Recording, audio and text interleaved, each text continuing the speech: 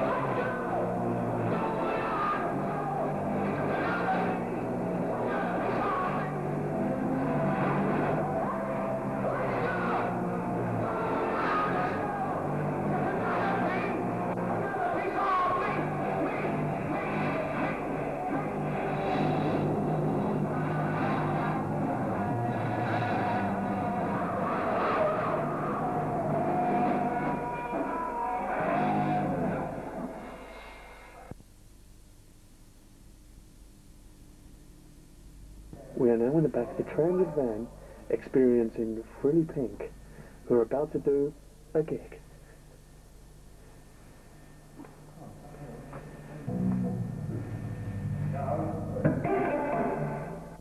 Frilly Pink from the back of a van.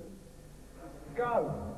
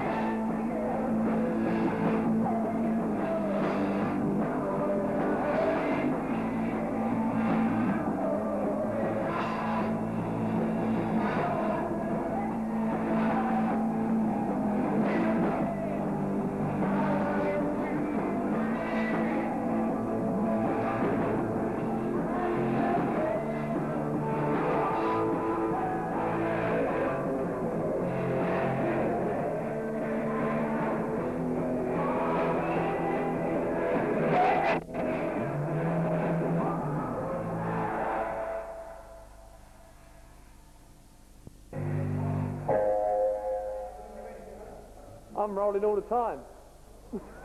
Oh, fuck.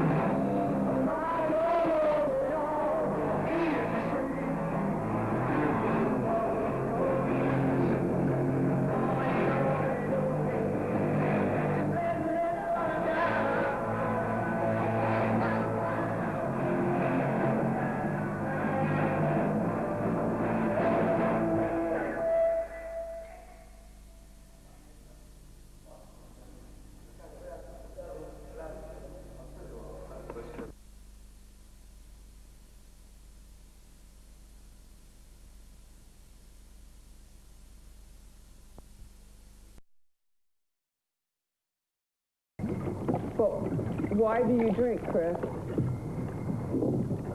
Because it's not heavy.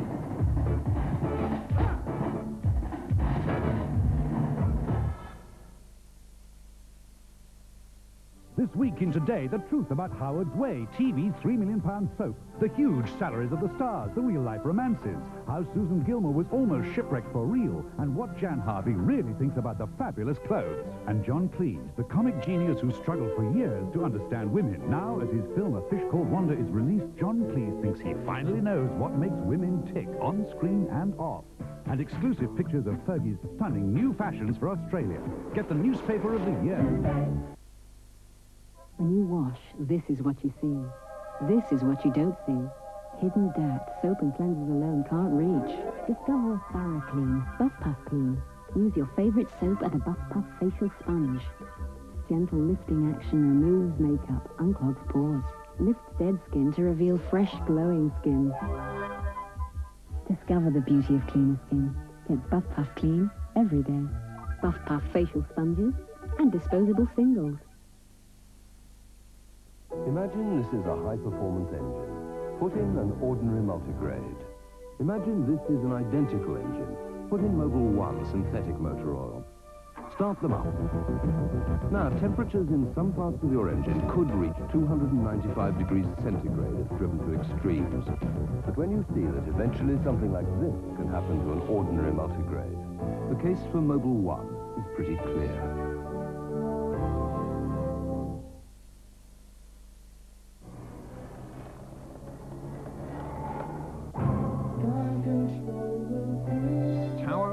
Brings you Buster, the original film soundtrack. Featured are 3 new tracks from Phil Collins, including his #1 smash, Groovy Kind of Love.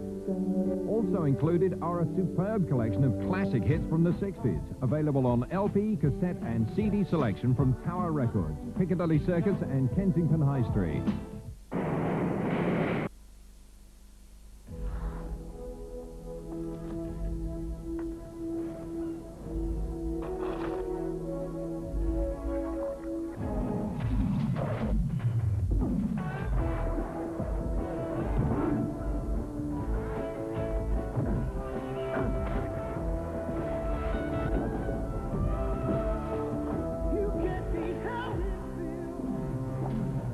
Coca-Cola in there.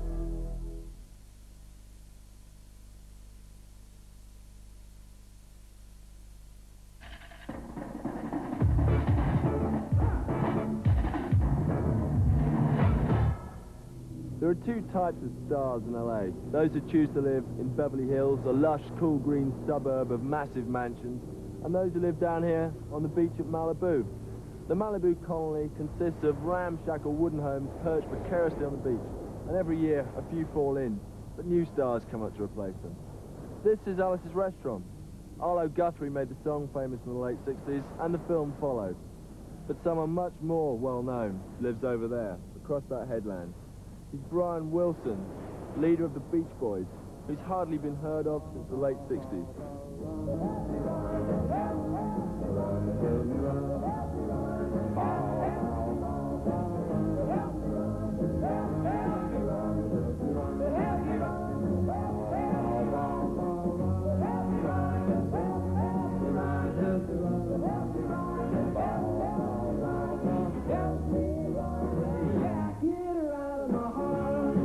As his brother, drummer Dennis Wilson said, Brian Wilson is the Beach Boys. He's the band, we're his messengers. Brian Wilson was the creative songwriting and production genius behind the Beach Boys sound of the 60s. But he hated the public responsibilities that went with success.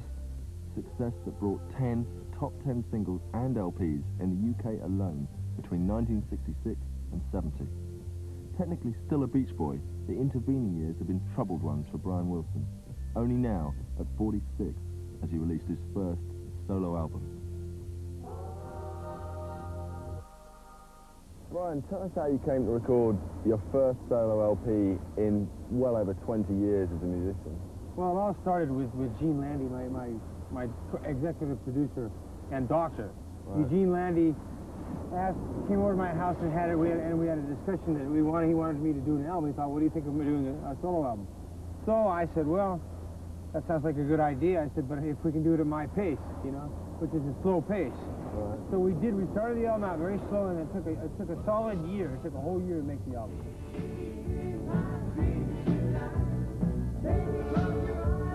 How traumatic for you was it going back into the studio and then having to come out and promote an album after many years of very sporadic activity? Oh, well, it felt very scary.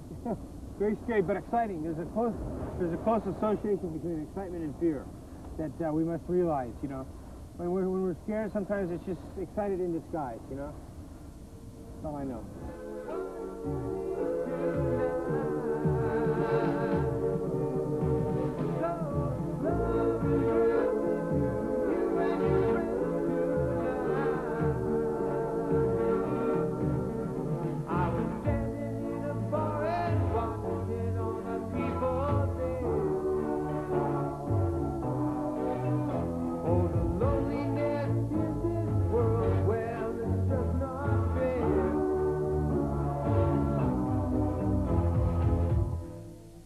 Pressure started getting to Brian Wilson in December '64 when he experienced a breakdown on board a plane from LA to Houston.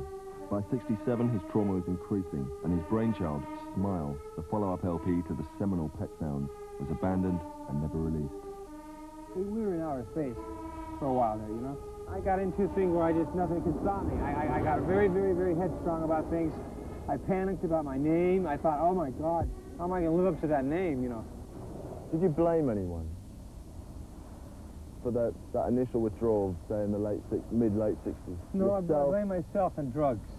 Drugs are what got me. Drugs laid me out. I had so much money to spend on drugs. You see, the problem is people that have a lot of money can afford to buy drugs, right? So they can buy more and more. Because when you get a tease, you want more, right? You stroke a kitten's neck, and you take your hand away, what does it do? It puts its neck on your hand for more stroking. Because it wants more. It feels good, you know? That's why I kept wanting more and more drugs. Did you blame the music business in any way, the pressure? Yes, the pressures of the music business were 90% responsible for my withdrawing in my bedroom.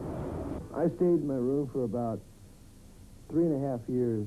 I was taking some drugs, you know, and I experimented myself right out of action. That was really what life was all about for me, you know, staying in bed. I mean, I was hiding away from everything and anything, and it was just one big hideaway. Yes, may I help you? Is there a Brian Wilson here? Yeah, he's upstairs in his room. So I use this room as my little castle. I still think of it as my little castle. Hello. Are you Brian Wilson? Yes, I am. Good afternoon, Mr. Wilson. We're from the Highway Patrol, Surf Squad. Brian, we have a citation here for you, sir, under Section 936A of the California Capture Wave Statute. Brian, you're in violation of paragraph 12. Failing to surf, neglecting to use a state beach for surfing purposes, and otherwise avoiding surfboards, surfing, and surf. Surfing? I don't want to go surfing. Now, look, you guys, I'm not going. You get your hair wet, you sand in your shoes. Okay, I'm not going. Come on, Brian. Let's go surfing now. Everybody's learning how. Come on a safari with us. Come on. Let's go. All right. Okay, let's go. Let's go surfing. Let's go surfing now. Everybody's learning how. Come on a safari with me. Come on a safari with me. Early in the morning we'll be starting out. Some honey. Okay, Mr. Wilson, here's your wave. Go. But I haven't waxed my board yet. Should have thought of that sooner. Let's go. Yes, I'm gonna take you surfing with me.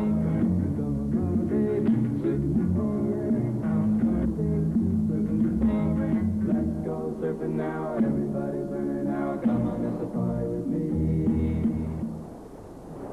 It got to the point over a period of, what, 15, nearly 20 years, where you went up to 303 pounds. 311 pounds. 311 pounds. You're now really fit looking. 174. 174. How did that happen? How did you turn your life around like that? Well, it was all the magic, the mysterious magic of Dr. Landy. What method? That sound right? Yeah, I think that's I don't know. The mysterious magic of Dr. Landy is what really did it, because he knew the formula. Most people don't know the formula for health, you know. They have to be educated in order to really understand what's going on, you know. If you do this, this will happen. If you do that, that'll happen. If you do this together, this will happen. You know, it's mathematics, it's science. you know? A healthy person is science. It's science, you know, it's the human body. It's nutrients. It's the capillaries. It's the tubes leading to the heart, the valves, you know? It's the heart itself. It's everything. It's the nervous system. It must have been a painful experience, shedding all that weight and giving drugs up. Oh. Do you recall pain? Oh, God. I never went through so much pain in my life. You know, they always told me that a heroin addict had to go through a little hell, you know, to kick. I was just as much or more hell than any heroin addict ever went through, you know? To kick cigarettes, food, bad foods, you know? So many things. How long do you think it took? To do it? Yeah, to get... It took 5 months. 5 months? That's all it took, was 5 months. You must be very amused when you read in magazines about magical diet, you know? That's right. That's right. I never thought of it that way. You know. It's right out of a storybook. It really is. It's yours, eh? It was right out of a storybook. Dr. Lenny and Brian Wilson are right out of a storybook. I mean, I'm not kidding you. You have a run every morning. What do you think about when you're running? I think about music. I think about people. I think about Gene. I mostly think about Gene and how he's doing, you know. I want to know that he's okay, you know. And I have a concern for him because he works hard for me. He really does. And I'm concerned about it. He's your psychotherapist, rather? Yes. And manager? Yes, and executive producer. Are they conflicting roles? No, not at all, not at all. They're all very harmonious with each other. They all interlap and overlap into each other. It's a very, very careful, hand-picked kind of thing that he does. What can you describe more about that? Well, he has a lot to say about our records. Like, say my record, you know, he and I confer by phone and in person every day when I'm in recording. You know, when I'm recording, he's always with me, either by phone or there with me, and we always talk over what we're going to do next, you know? The California Attorney General is not saying it's a harmonious relationship. He's saying that they're conflicting interests. Well, that's not true. That's absolutely untrue. The truth is that it's a harmonious relationship, and I am not super dependent on Gene. He hasn't caused me a dependency or anything. I am a self-sufficient person. 7 doctors appear on the album credit, but Dr. Landy has co-written 5 tracks on the LP, executive produces all of it, and even sings backup on Wilson's favorite track, Rio Grande. I want the river to take me home. Can't ride the river no more, all alone,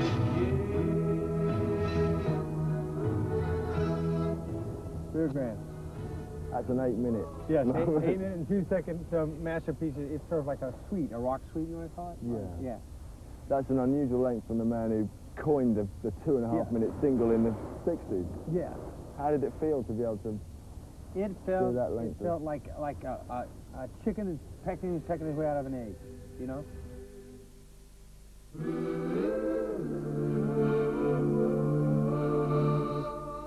As we spoke on the Pacific coast, the Beach Boys were midway through their summer tour, thousands of miles away, preparing for the first of 2 shows that particular day in Ohio.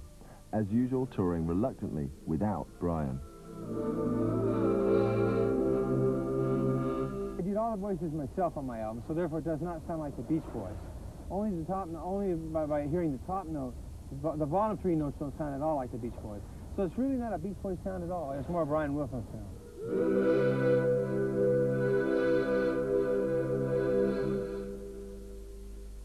I think being called a genius is a plus factor for me. It gives me strength and confidence, yeah. It's scary in that I might have to live up to it, but living up to genius isn't that hard. It's just something you do. Can you define it? Genius? Genius is the ability to make something simple that it seems very complex. You would think so. Genius is the ability to make something very complex seem very simple. Yeah, that's it. So, Los Angeles, certainly a bit more vibrant than I expected, not nearly as laid back. Absolutely. The bikers are something you could only find on this coast. And we're in the Hollywood Hills now, behind us the San Fernando Valley. Oh no, they call it the Valley, okay? That's where Valley Girls came from. Absolutely. Well, what better way to end the series than with one of the most electric live performances for Wired, with the Stooges' garage classic, I Wanna Be Your Dog, Iggy Pop. Okay, it, so the TV show's over. I'll play no fun. Yeah. Yeah. Dog. Hello back there. Like a dog.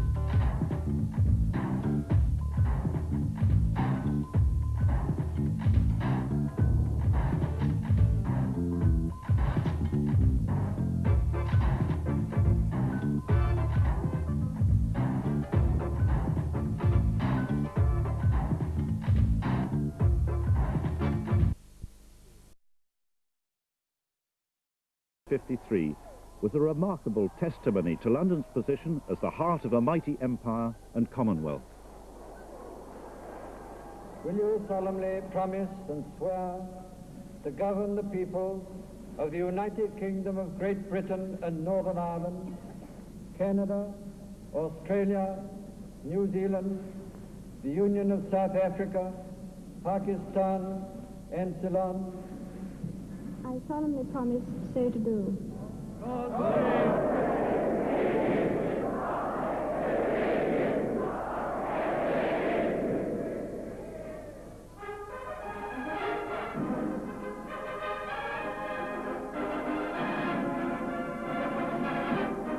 The word has gone forth. The Queen is crossed.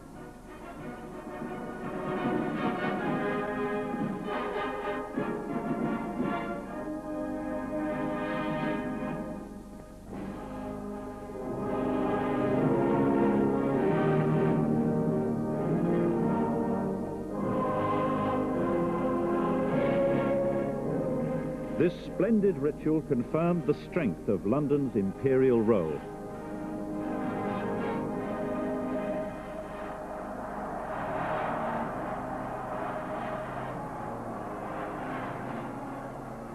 As the new Queen left Westminster Abbey, her golden coach headed a procession which included representatives from over 40 Empire and Commonwealth countries.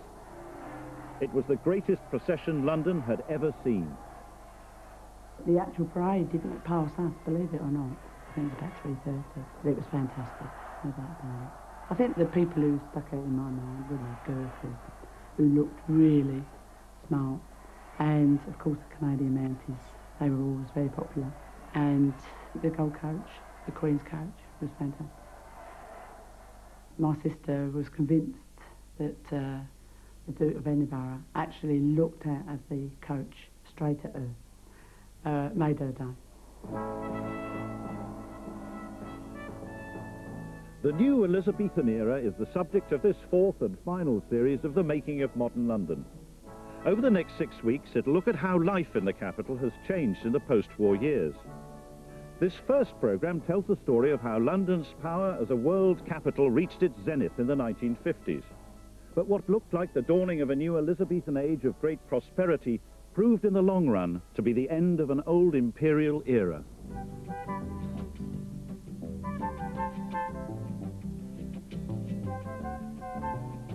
Much of London's economic power was based on products grown in the Commonwealth.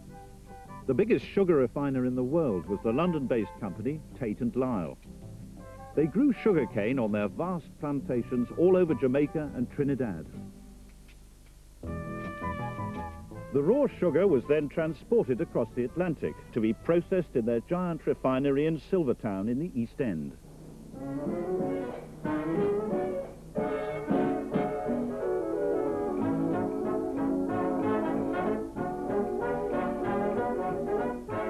After the war, business was booming, as export manager Jack Tomlinson remembers.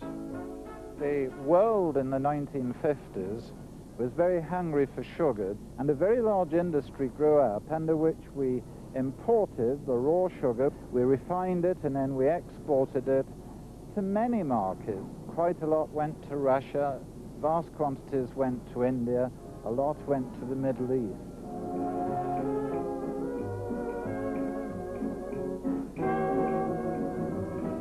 I remember something like 300 lighters at one time, which were bringing the raw sugar into the refineries and taking the exports away. We had something like 6,000 people working for us. One of the great periods in our history.